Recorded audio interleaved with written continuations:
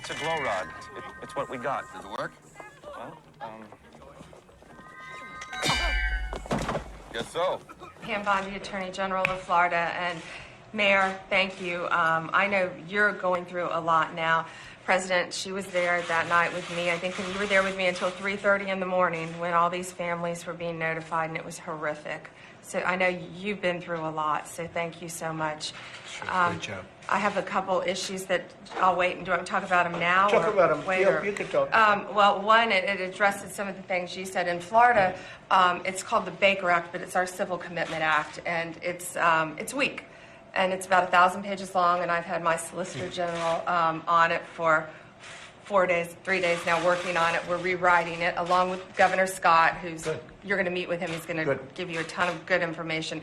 We've been rewriting it, and we are going to bring in something called the Gun Violence Restraining Order.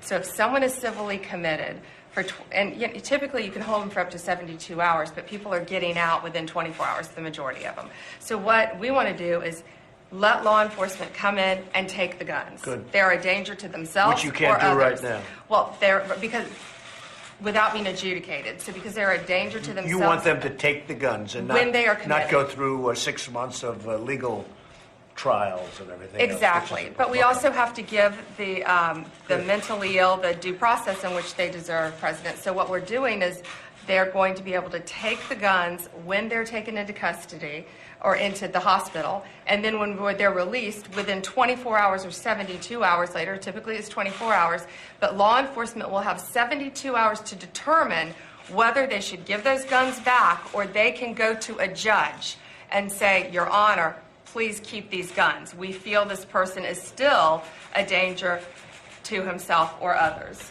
whether So they're this in or would out not of have custody. worked the way it's currently constituted. This would not have worked with Cruz as it's currently constituted. As it's currently written. So you're going to make changes? We're going to make changes. And one other thing we're doing about the reporting, President, which is huge, this is a big issue.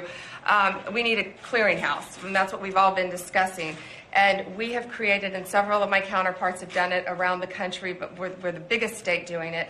It's an app, because kids now are on social media. And there were so many warning signs on Snapchat, on Twitter, on Instagram, and they were posting them, they were sending them, but to all different sources. We're going to have, and we just got it written in our House and Senate budget, it'll cost at least $500,000 a year to fund this. But what it does, kids, and so I met with 10 students, and they loved it, and they said, I'm empowering them.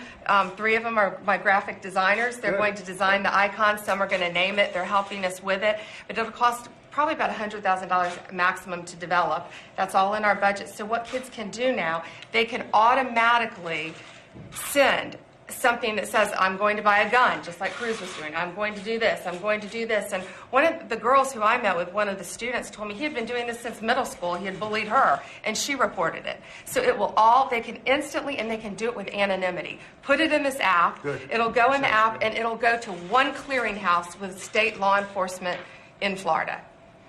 Well, you mentioned the internet. We have to look at the internet because a lot of bad things are happening to young kids and young minds, and their minds are being formed.